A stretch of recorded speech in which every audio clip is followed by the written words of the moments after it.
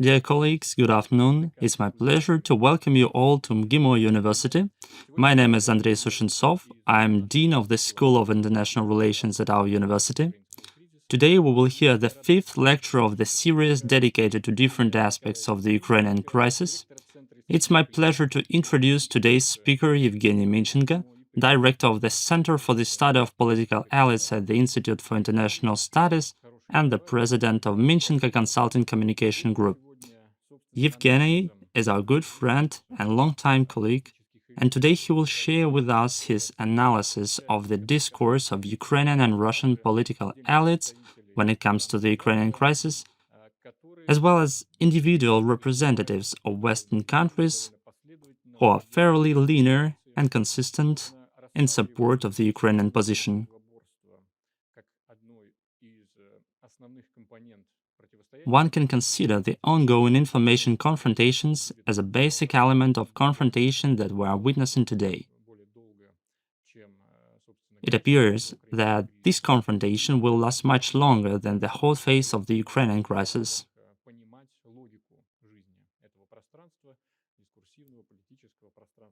It is important for us to understand in detail the logic of development of this discursive political space, images, symbols, and metaphors in which the Ukrainian actors feel quite comfortable.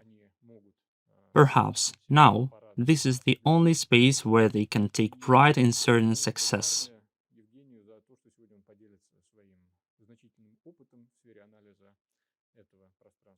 We thank Evgeny for sharing his considerable experience in analyzing this space. He will also share with us his experience of doing business in Ukraine.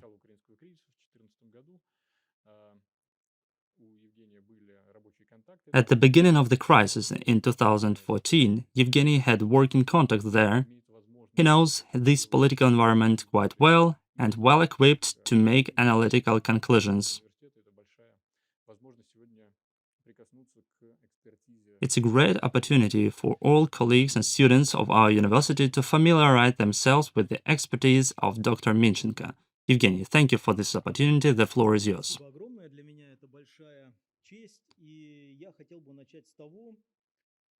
Thank you. It's a great honor for me, and I would like to begin with a brief description of what will be the base of my analysis of the information confrontation within the discourse around the Ukrainian crisis.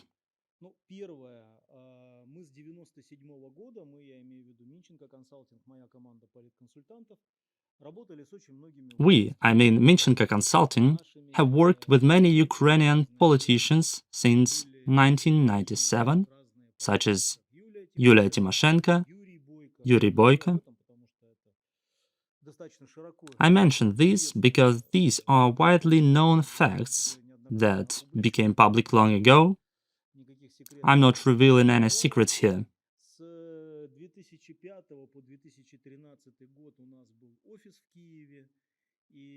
From 2005 to 2013, we had an office in Kyiv, and I will tell you a little later about how we closed it down, because I believe this is a very telling story. Today we are being asked why this happened. An enormous post-empire attacked a small country. How could this have happened? In fact, everything had been prepared in advance. A number of factors, both external and internal, led to it.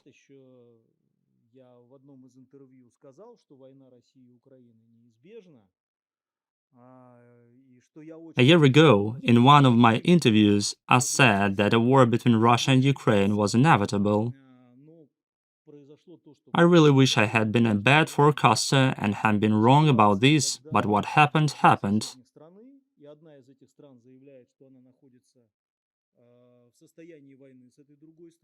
The situation is, there are two neighboring countries, and one of these countries declares that it is at war with the other, that it will inevitably go to war with this country to return its territories. The official ideology of Ukraine is confrontation with Russia, and Russian President Vladimir Putin has become Ukraine's main god with a minus sign.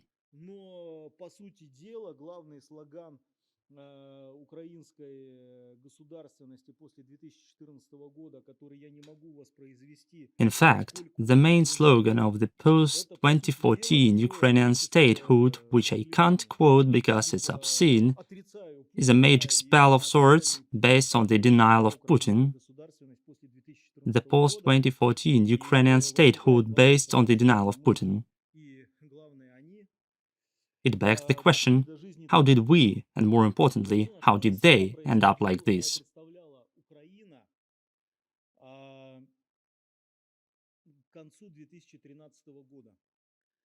What was Ukraine like at the end of 2013?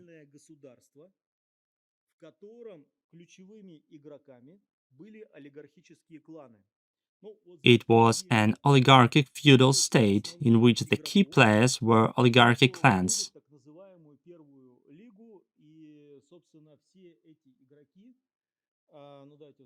In the diagram, we can see 6 key players in the main league: Viktor Yanukovych and his family, the biggest oligarch from Donetsk, Rinat Akhmetov, the main player in the energy market, Dmitry Firtash, 2 oligarchs of Dnepropetrovsk region, Igor Kolomoisky and Viktor Pinchuk, and a native of Vinnytsia, but first and foremost, the Kiev media tycoon and international businessman with a big confectionery business, Petr Poroshenko. What did these 6 groups have in common? They had a set of various resources. First, ownership of significant economic assets. All the players are billionaires with a fortune in dollars. Second, media resource. Each player had their own television companies and a network of other types of media, radio, newspapers, internet sites.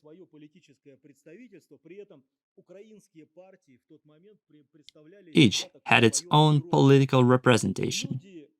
Ukrainian parties at the time were like a layer cake. Akhmetov's people could have been both in the Party of Regions and in Yulia Tymoshenko's bloc, just as with the others. All of them participated in different political projects, primarily at the regional level.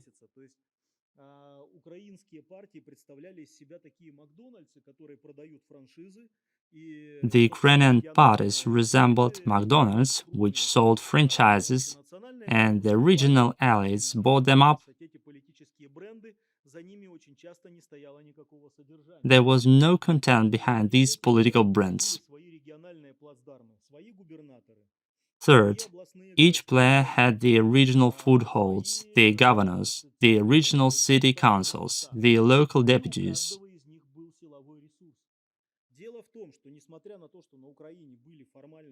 Fourth, each of them had a power resource.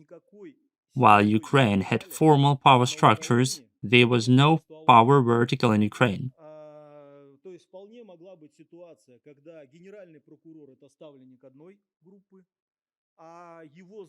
There was a situation in which the prosecutor general was a placeman of one group, and each of his deputies were placemen of other groups. In the Ministry of Internal Affairs, there was a completely different group. The Security Service of Ukraine is also a conglomerate. One department competes with the other. The power structures were privatized and incorporated by big business.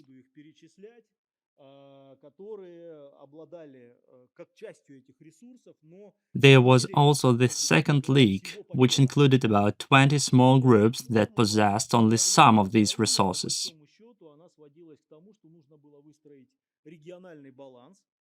The formula for governing Ukraine consisted in building a regional balance.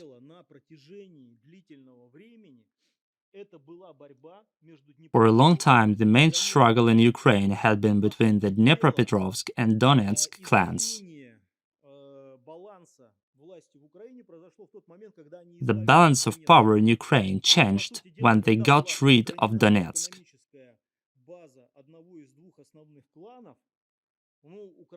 When the base of one of the two economic clans was eliminated, Ukraine could be reunited as something more monolithic.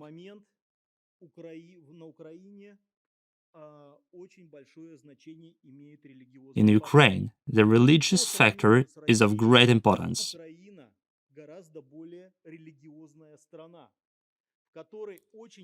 Compared to Russia, Ukraine is a much more religious country with a very high competition between different confessions.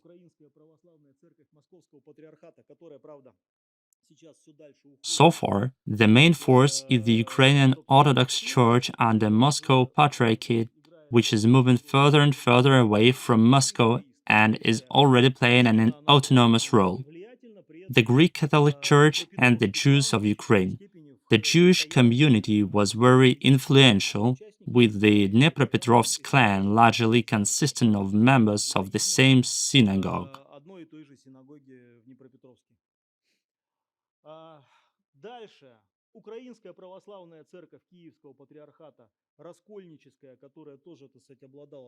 Then there is the Ukrainian Orthodox Church under Kiev Patriarchate, a schismatic church that also had a serious resource.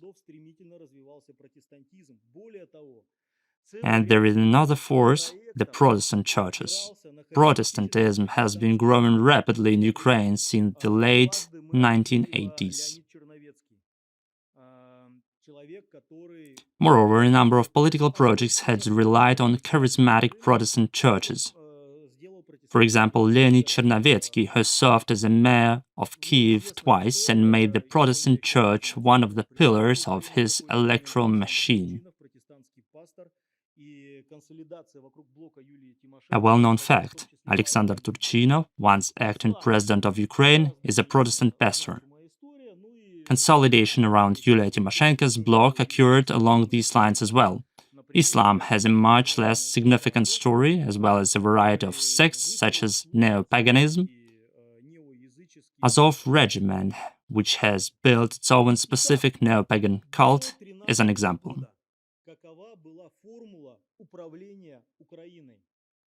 So, what was the formula for governing Ukraine before 2013? How was it possible to hold power? First, balancing between external players, Russia, USA, EU.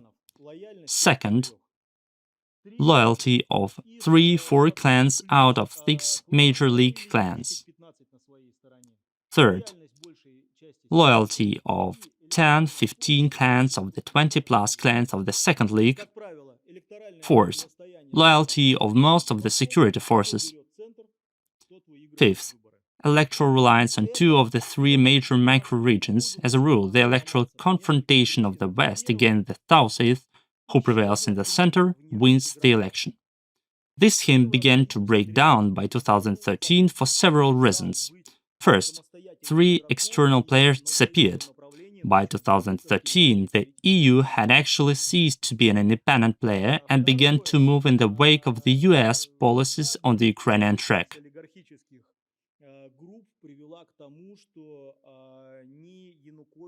Second, the greed and avarice of oligarchic groups led to the fact that neither Yanukovych nor Poroshenko had mastered such an important skill as sharing. Third, changes in the electoral landscape due to the withdrawal of Crimea and the LNR and DNR from Ukraine.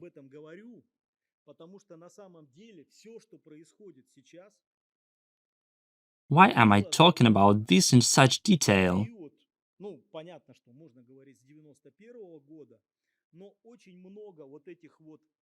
Because everything that is happening now, the time mines that are exploding right now, was generated under Viktor Yanukovych, Ukraine's worst president.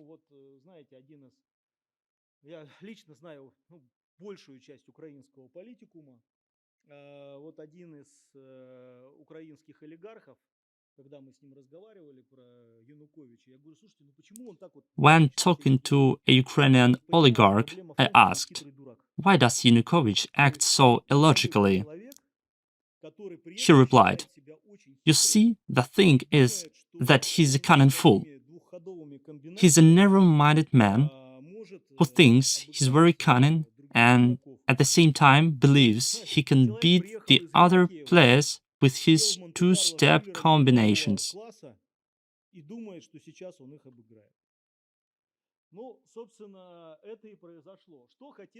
What did Yanukovych intend to do?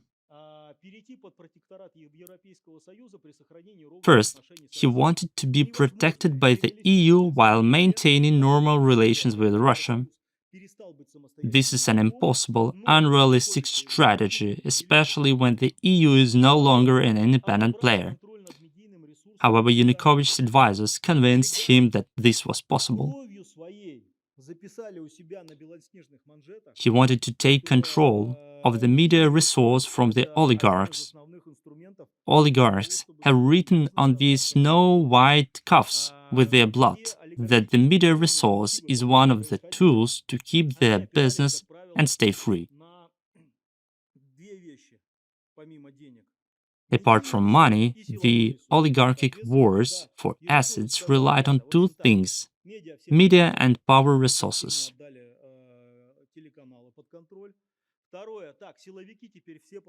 Yanukovych said, "The media are all under my control, the power structures are all under my control, the economy is dominated by the Yanukovych family, and there can be no alternative, no pro-Russian political forces in the Southeast. The only pro-Russian, if also a pro-European politician, is me."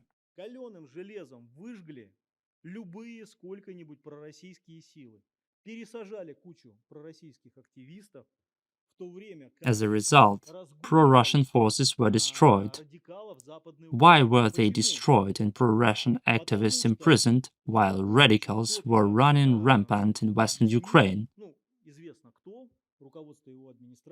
Because someone explained to Yanukovych, or more precisely, the top officials of his administration did so, that his strategy for winning the second presidential election should be very simple: to crush and destroy everything in the Southeast, to monopolize this niche, to split up the more or less moderate opposition, to ramp up the radicals as much as possible, then make it to the second round with Stagneborg and say, "Guys, we will not vote for Nazis, will we?"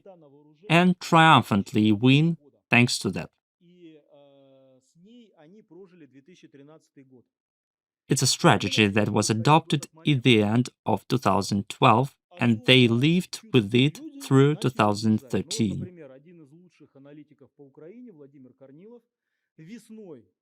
What started happening at that point? Particularly sensitive people began to leave.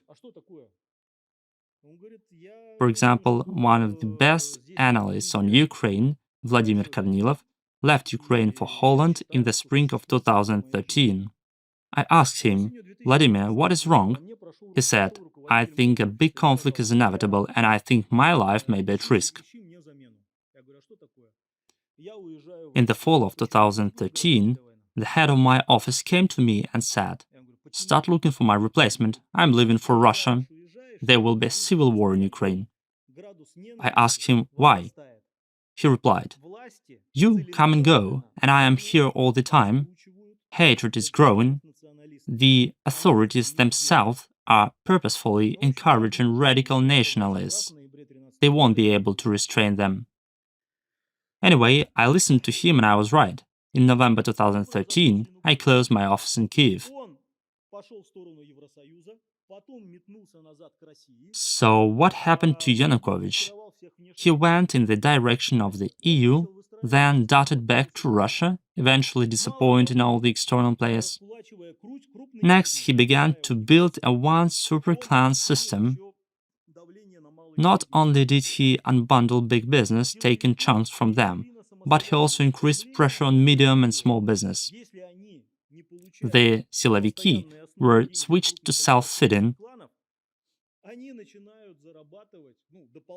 If they don't receive money from the big oligarchic clans on a regular basis, they start earning extra money, imposing a tribute on small and medium-sized business. Petty corruption in security and law enforcement agencies is on the rise. By clearing out the Southeast, Yanukovych lost the support of the voters who elected him in 2010, but he didn't gain support in the West either. Flirting with the genocides of nations didn't lead to anything good. Genocides of nations is a misnomer Yanukovych uttered in Lviv instead of gene pools of nations.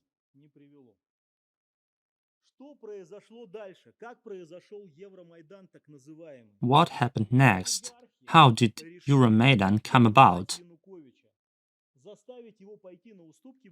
The oligarchs decided to intimidate Yanukovych, to force him into making economic and political concessions. People were brought out into the streets with the help of the media and the oligarchs' money. The oligarchs themselves didn't want to overthrow Yanukovych, but they wanted to explain to him that he had to negotiate with them in order to keep his position. What did Euromaidan consist of? First, there were the ideological supporters of Ukrainianism. Second, there were the Greek Catholic clergy, the Ukrainian Orthodox Church under Kiev Patriarchate, and networks of Protestant denominations. 3 of the 6 major confessional groups fully supported the protests motivated by their own interests. As a result, a large coalition emerged.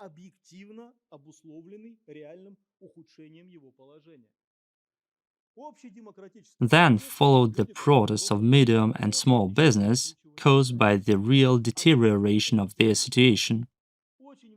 The general democratic protests involved those people against the tightening of the political regime and opposition parties' activists. A very important point, the students organized by nationally oriented educators, because universities and the sphere of education and culture in general have been given over to radical nationalists. Why? Most of the Donetsk oligarchs thought that culture and education were for losers. Normal people deal with real things, with real money, gas, oil, energy systems, fertilizers, metal, pipes, at the worst, with TV to brainwash the population. And culture and education, let's give them over to Western Ukraine.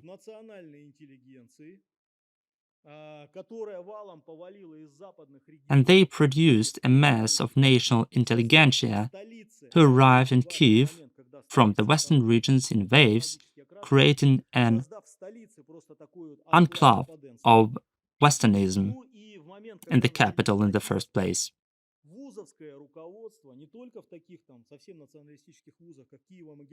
When the protests began, universities began bringing students out into the streets.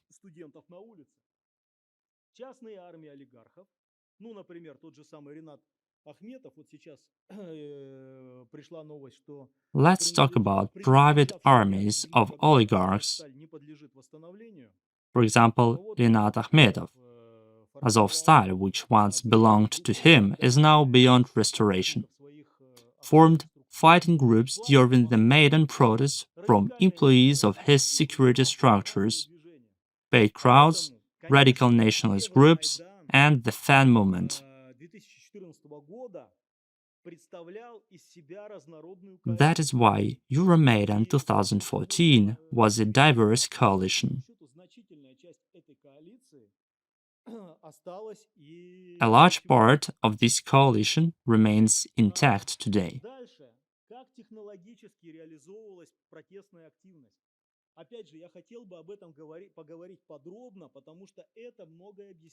How were the protest activities supported technologically? First, there was a paid corps of activists from Western Ukraine. Second, there were provocations through corrupt middle-ranking security officials. There were a lot of pre-arranged videos of good quality. For example, there was a Cossack whose name was Gavrilyuk, who was allegedly mocked by the security forces. The video of alleged harassment was made public. The question arises, why did studio-quality cameras capture a random video from 3 angles? Sacrificial victims, necessarily by the weekend. On Friday, something happens. On Saturday, it becomes a reason for people to take to the streets. Media pumping takes place. Various so-called evidence of Russian interference is provided. For example, a shoulder strap of a Russian soldier was found. The Russian army is already in Kiev. Public support of Western politicians, provocations of security forces by radicals, unknown snipers. I have a question. In 2004, presidential candidate Viktor Yushchenko was allegedly poisoned. The entire Western press was abuzz with indignation over the poisoning of the opposition politician. This became one of the arguments for holding the third round of elections which Yushchenko won. Yushchenko was president for 5 years. Who poisoned him? Was he poisoned? Why did Yushchenko do everything to close the case? Why is it that today there are not even any suspects? Not a single person has been detained in the case of an attempted assassination of a presidential candidate and future president. Second question. The key event of Euromaidan 2014 was the shooting of the Heavenly Hundred by unknown snipers, which included the brutally murdered innocent technical staff member of the Party of Regions headquarters.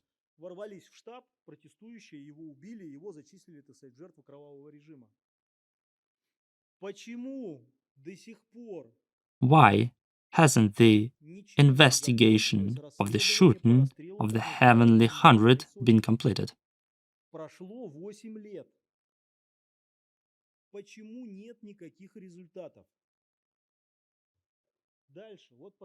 It's been 8 years. Why are there no results? An interesting story is related to the allegedly kidnapped Euromaidan activist Bulatov. He was tortured and his ear was cut off. Notice how neatly the ear was cut off. Were the criminals found? No. The girl in the photo is kicking law enforcement officers. Tatiana Chernovol. She was allegedly beaten up for political reasons by malefactors. Were they found? No. Bulatov was kidnapped on Friday. Chernovol was beaten on Friday, as usual, in preparation for the next orchestrated wave of protest.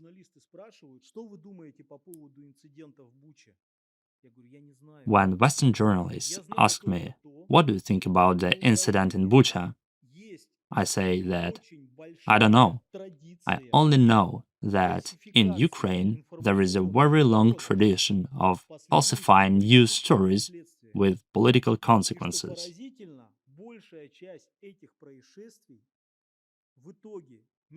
And what is striking is that most of these incidents are not investigated and do not lead to any results.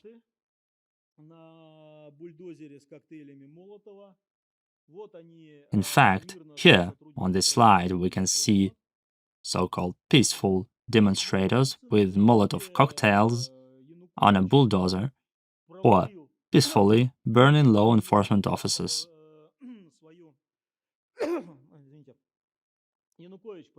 In the end, Yanukovych failed his anti-crisis campaign for several reasons. First, sharp ideological turnarounds. Second, staking on power resources amid their scarcity. Several decision-making centers. Some say they will disperse demonstrators, others say negotiations are needed. Fourth, shifting from unmotivated use of force to renunciation of the use of force. At first, the authorities begin to suppress the protests harshly, then withdraw their forces. Fifth, staking in propaganda on the supporters they already have. Sixth, the use of paramilitary units, which are difficult to control. Seventh, negotiating with those who have no influence on the radicals and are unable to stop the violence. This reminds me a lot of what is going on today. The Ukrainian revolution continued in the southeast. The technology was absolutely mirrored. There were barricades in Lviv and barricades in Donetsk and Kharkiv. Who were the members of the Russian Spring?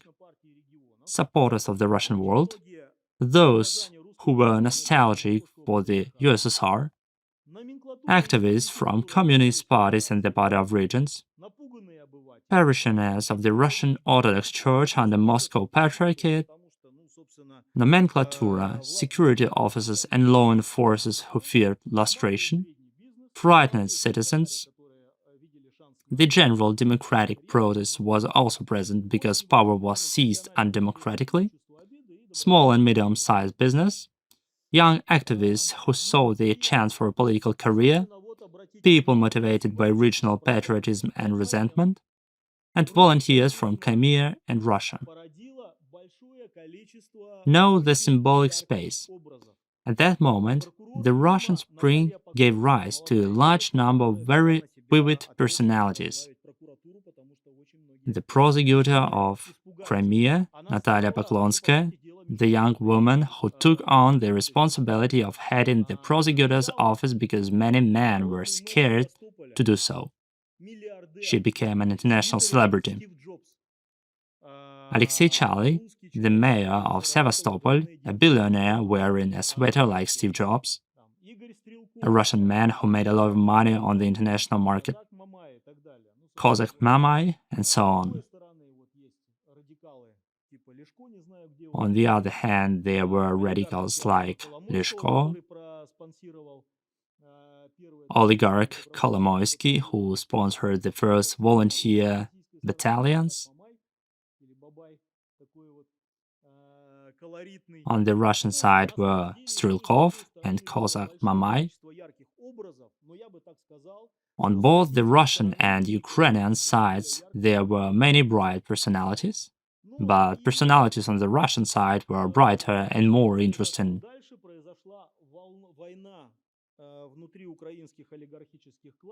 Then there was a war within the oligarchic clans.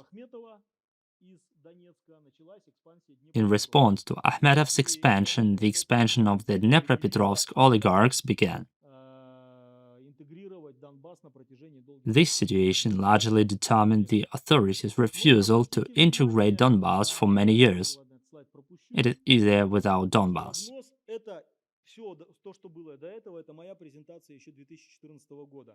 Everything that you saw earlier is my presentation of 2014.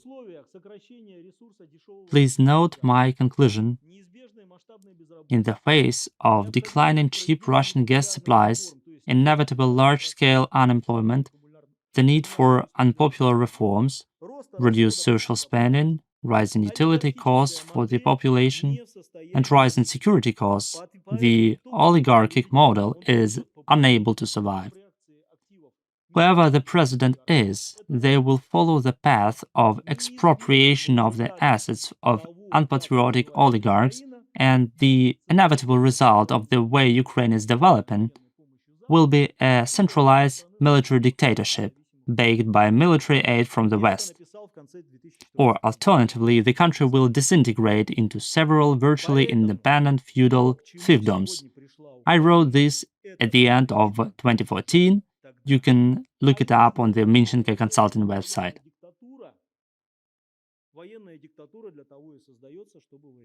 What Ukraine has come to today was already evident back then. If you have a centralized military dictatorship, the dictatorship is created to fight. Let's talk about the generations of voters. Today, the generational cross-section is of great importance in the confrontation between Russian and Ukrainian sides. Let me remind you briefly.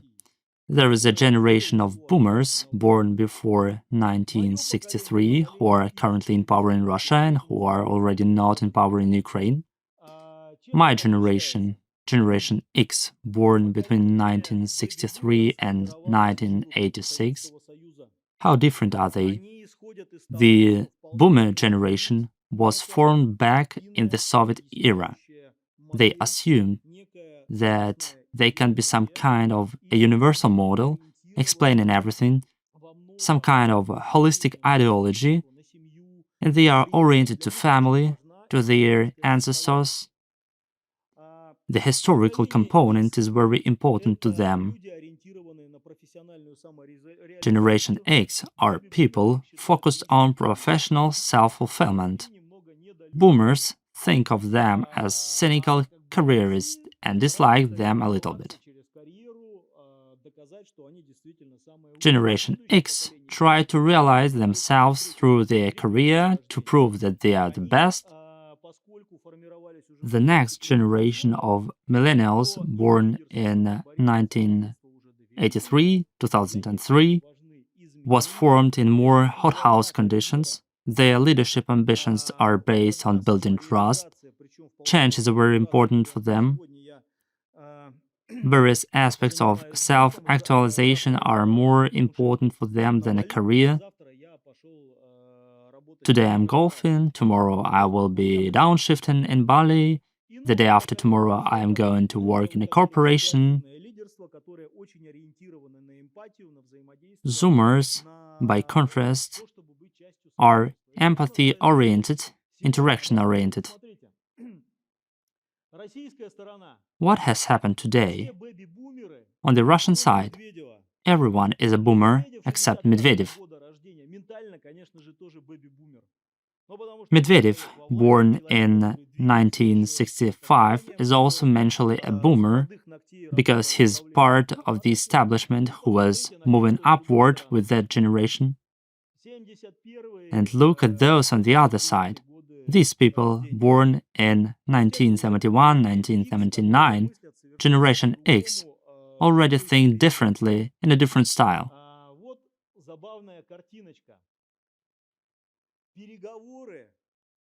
It is a funny situation. Negotiations on the territory of Belarus between Russian and Ukrainian delegations. On one side, see the Xers, and on the other side, see the millennials.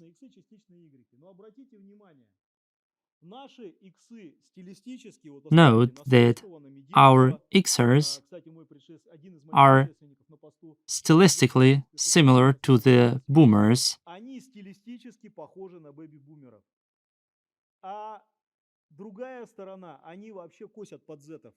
Ну, тот же самый, там, кстати, этот Арахамия в своей бейсболочке. Вот стиль подачи официальных спикеров с одной и с другой стороны. Коношенков. Let's talk about the official style of presentation by the Russian and Ukrainian spokesmen.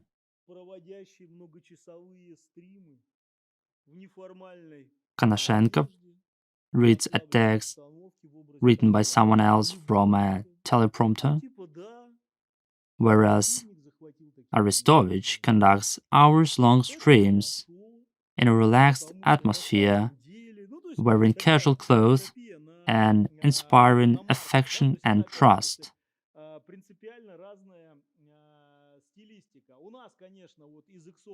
And of course, from the Xers, Ramzan Kadyrov, who adds liveliness, a more informal tone. Ну, из интересных игроков в информационном противостоянии это Анатолий Шарий, которого пытаются обвинить в том, что он пророссийский, но он на самом деле пытается... One of the interesting players in the information confrontation is Anatoly Shary, who is accused by some of being pro-Russian. In fact, he is trying to occupy the niche of a Ukrainian patriot who is against the dictatorship. No, the main symbols of Russia's current campaign are a 70-plus grandmother and an 8-year-old boy.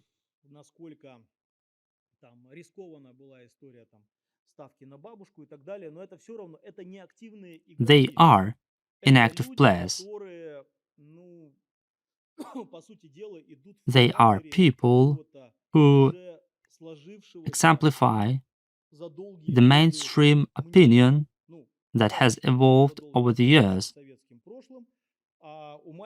In the grandmother's case, over her long life in the Soviet past, and in the boy's case, for most of his 8 years, when parents explained to him that you have to love your motherland and so on and so forth. But there are no meaningful hero personalities here. Also, note the main character of the anime and numerous drawings, Nyasha Poklonskaya, and her grandmother. Here we see clear progress of the Russian information campaign.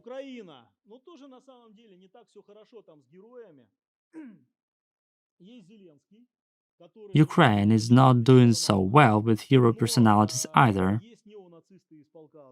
Zelensky, who looks non-format, neo-Nazis from the Azov regiment, Mayor Vitaly Klitschko, who exploits his fame as a boxer, a great boxer but not a very great politician,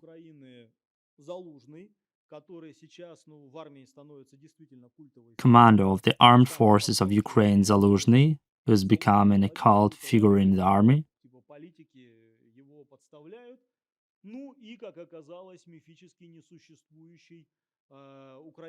the mythical, non-existent ghost of Kiev.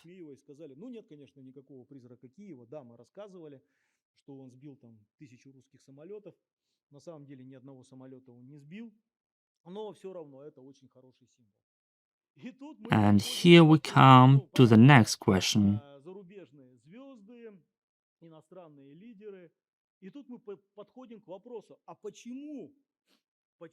Why do stories like The Ghost of Kiev and tales about cyborgs work?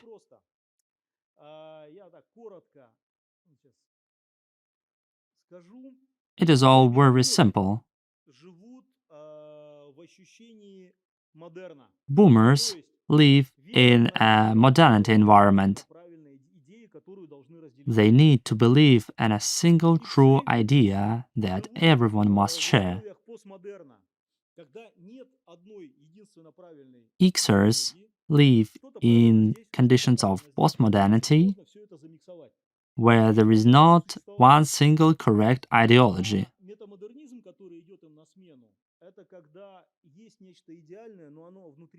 Metamodernity, which is coming to replace them, assumes that there is something ideal, but it is within a person, an individual's unique perception of the world.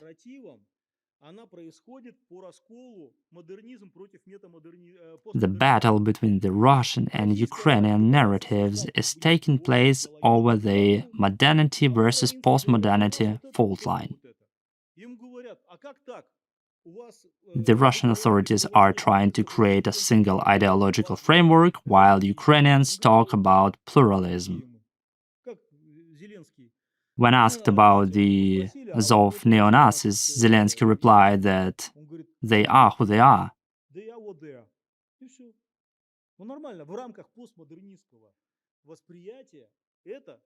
In the framework of the postmodernity perception, this is normal because the main things are movement, support, and communication.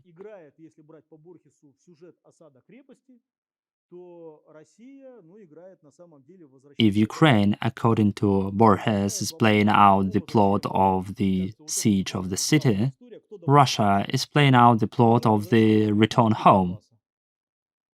Only one question arises: whom are we returning home? The Donbas republics are returning home, the people of the Southeast are returning home, and the Russians are returning home. Until it is clear who is returning home and what that home will look like, there will be communication problems.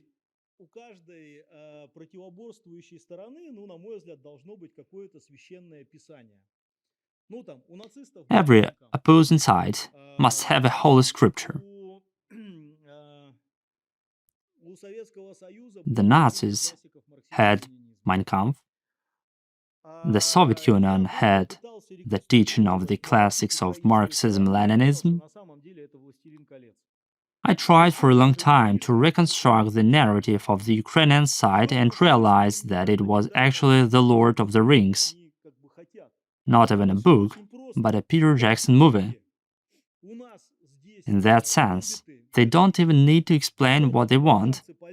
It is very simple. Orcs are over there, we are the hobbits, the Rohans, Poles are behind us, the Brits and Americans across the ocean are elves, dwarves from Belarus are about to come to the rescue, and we will all defeat orcs and goblins there.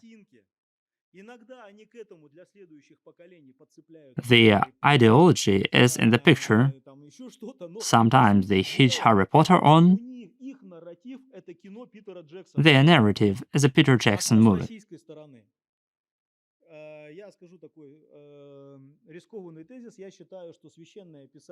What about the Russian side? I will venture to suggest the following thesis. I believe that the holy scripture of the Russian leadership is John Mearsheimer's articles on geopolitical realism. They are objective interests of the country.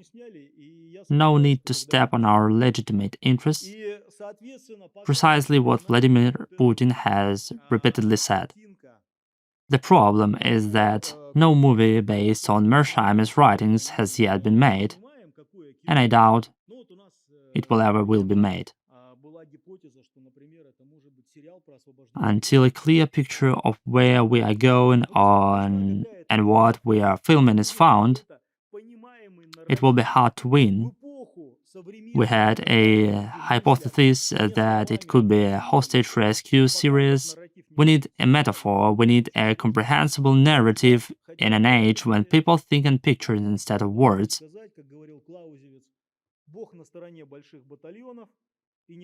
As Karl von Clausewitz said, God is on the side of the big battalions, and not even the best PR can replace iron and the people who use it.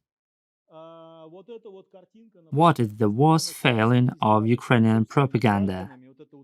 It is the constant sadistic mockery of its own citizens, the Ukrainian national game, Catch the Looter. What does it look like? There is a man with a bare ass taped to a pole. He has a tablet on his chest with the word looter. Anyone who walks by can hit this person on the bare ass with the stick. Even women can be punished like this. How did you know he was a looter? Who confirmed it? Nobody knows. There are policemen standing around laughing. I don't think that ever happened in Peter Jackson's good movie.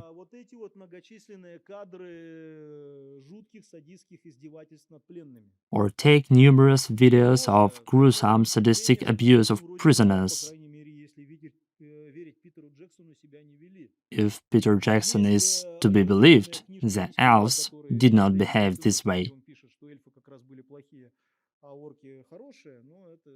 There is an alternative book by Skov, The Last Ring Bearer, where he writes that the elves were just bad and the orcs were good, but that's a matter of taste. They say they will be killing Russians. I can tell you that if Russian propaganda has failings, and it really does, Ukrainian propaganda dwarfs them into insignificance. I have recently read a lot of transcripts and watched videos of focus groups with Russian voters. I can tell you that today the main argument for supporting the president and the special military operation is Ukrainian propaganda. The first thing we saw was that this really was what they were, and we didn't believe it when we heard from Channel 1 and the Russia channel that they were Nazis and sadists. And we in turn said, haha, this is all propaganda, tell me about it, Skabeyeva. And then we see the videos that the Ukrainians themselves shoot and distribute, and the threats, we will kill you and your children. It reminds us of the famous story of a Jewish woman who left Germany in 1937. When asked how she was doing, the woman replied, "You know, Hitler promised to kill me. In this case, you better believe it." I think this is a very serious argument. At the same time, there is a competition between the old-school propaganda and the new school of role players. If our propaganda can be likened to a steamroller driven by a firm hand, Ukrainian propaganda is a swarm of bees. On the one hand, one could say that a swarm of bees is cool, but a swarm of bees is very difficult to control, and sometimes it reveals what some would prefer to keep secret. There is another big problem in Ukraine. It derives from the ideal image of Ukraine's future that Zelensky recently announced, in which they will be at war for decades, they will have a paramilitary country, they will encounter people with machine guns on their shoulders in cafes, at the movies, and on public transport, just as in Israel. But this ideal image is not attractive to everyone. Neither are promises that, following Israel's example, they will trace Russian soldiers all over the world and kill them without trial. This narrative has so far been ignored by the Western public, but sooner or later the cumulative effect will work.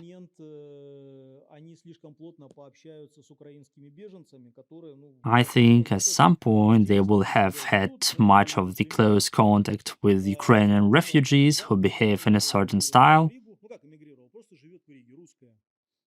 Here is an example.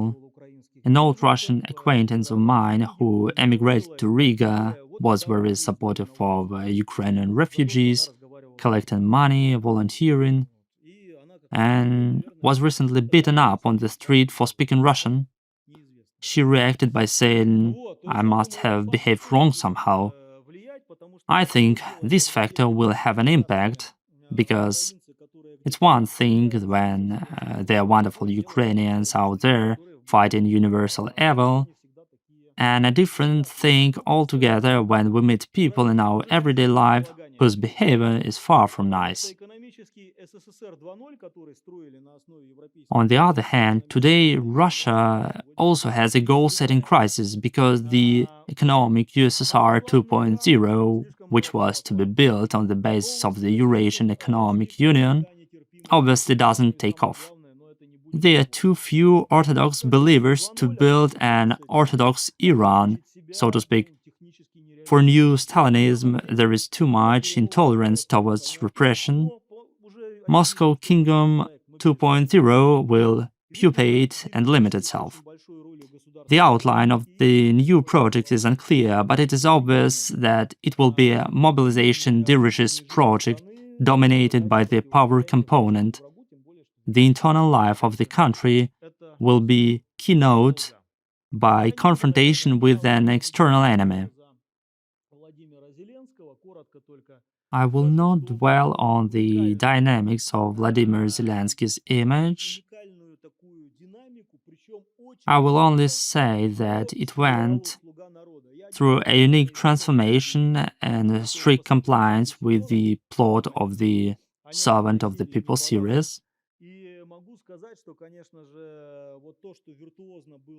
What was masterfully played in the movie, the image of a simpleton and a man of the people, who then becomes enraged and seeks to build up his ability to be steadfast in confrontation.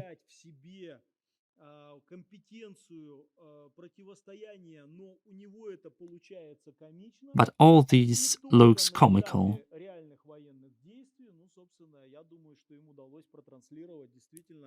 Only during the stage of actual warfare did he manage to broadcast to an outside audience a very convincing image of a man who, by the will of fate, became a warrior.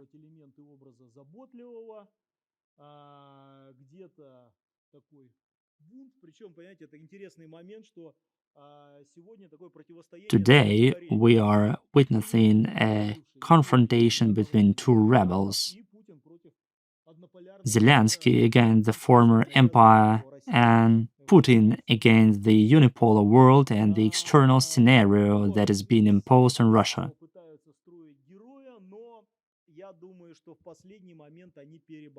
They try to make a hero out of Zelensky, but at the last moment they overdo it. I see two problems with Zelensky's image today.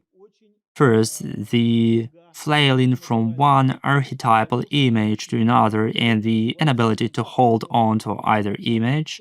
Second, there is a lot of unnatural in it, what the current generation calls staging.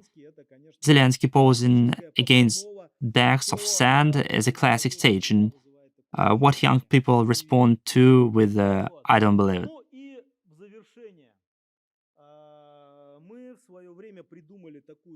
Once we came up with a model according to which there are three battles in the information space.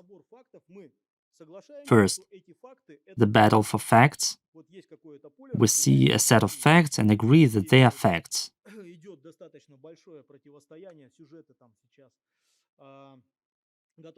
Is Ukraine ready to build nuclear weapons? Were the United States military laboratories? What exactly were they doing? What is the extent of the destruction? What is the death toll? Second, a battle of interpretation.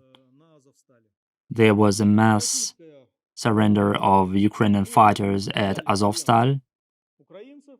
Russia says it has taken Ukrainian fighters at the Azovstal factory prisoner. They surrendered.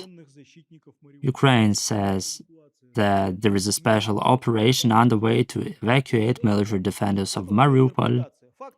Evacuation to where and why, they can't provide any details. This is already an interpretation. The fact is the same. People came out of the underground of Azovstal, laid down their weapons, handed themselves over to the Russian military. Third, the next question is, who has a better information delivery system?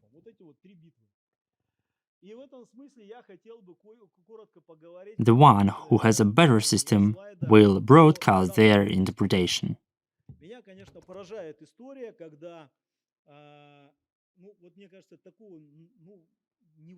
I also want to talk about the Western discourse.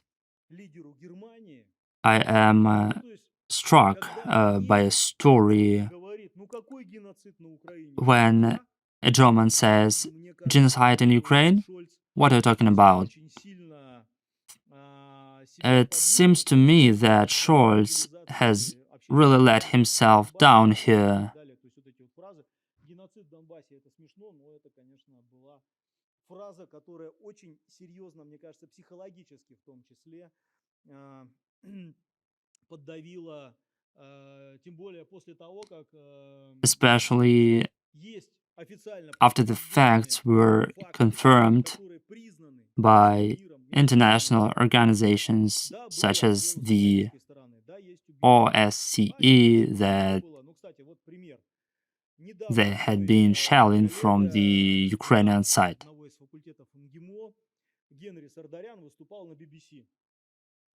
И он упомянул об обстрелах украинской стороной Донецка. Я всегда думал, ну BBC-то, ну это действительно стандарты журналистики. Recently, my colleague Henry Sardaryan, the dean of one of MGIMO schools, spoke to the BBC and mentioned the shelling by the Ukrainian side of Donetsk, their own, as they say, citizens.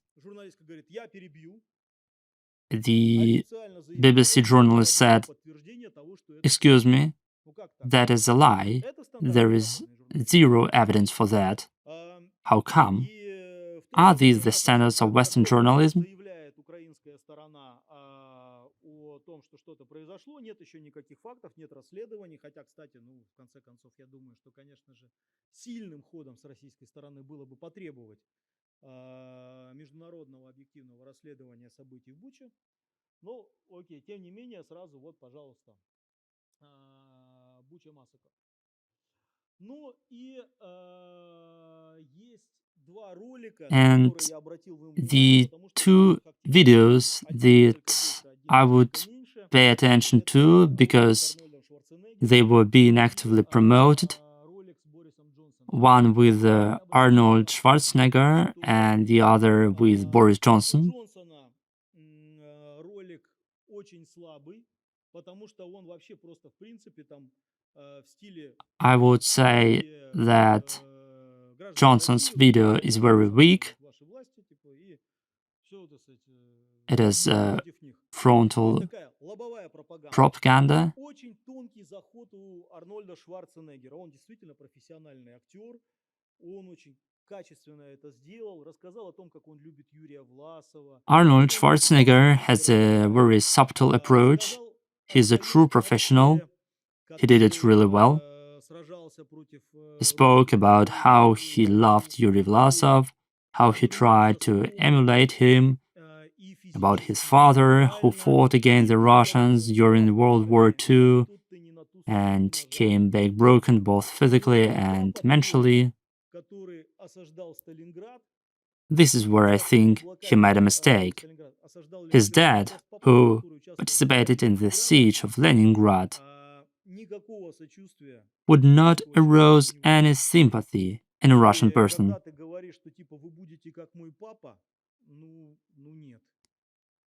And when he said that Russians would be like his daddy, that was his first big screw-up.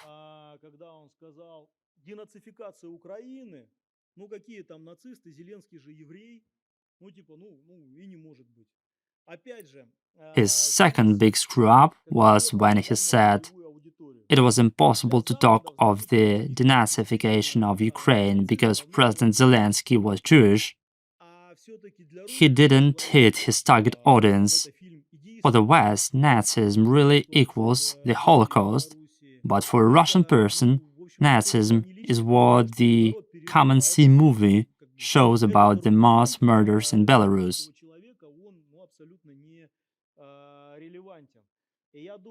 This argument is irrelevant to the Russian person.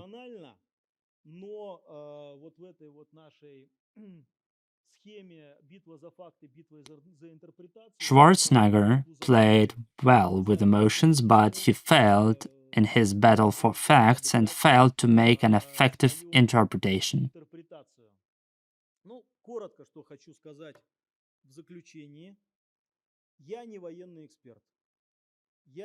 I would like to conclude by saying that I am not a military expert and I do not know how this is going to end. I would venture to suggest that this confrontation will last a long time. I have tried to be as objective as possible about technological methods used by both sides and their vulnerabilities. To summarize, I would say this. If Russia claims that we act according to the good old model of modernity, then offer a single understandable explanatory model. Otherwise, vacillating between different arguments, denazification, protection of the people of Donbass, creates problems within this approach. If we were playing postmodernity, there would be no problem with that. But if we assume that there is a holistic explanatory framework, then please present it and, moreover, supplement it with vivid visual content, point out the heroes too. When the official propaganda uses a serviceman's protocol photo from his personal file and a brief text description of his bravery at the official tool, this is clearly not enough. In the Soviet Union, there was Alexander Matrosov, pilot Gastella, sniper Pavlyuchenkova, who played a major role in convincing the United States to enter the war on the side of the Soviet Union. Today, we miss the pantheon of heroes, both military and civilian. The problem on the Ukrainian side is that for all the telling and diverse arguments and its ability to appeal to different audiences, there is a high level of inconsistency and over-reliance on trust-based arguments. We said it, so that is true. The existing internal contradictions do not make this story emotional enough to influence Russian public opinion and public opinion in the disputed territories. At the same time, as long as there is a strict censorship inside Ukraine and in the Western information space, it works, because any alternative is moved down. I think this will continue, and both sides have an opportunity to remedy their mistakes. Thank you for your attention.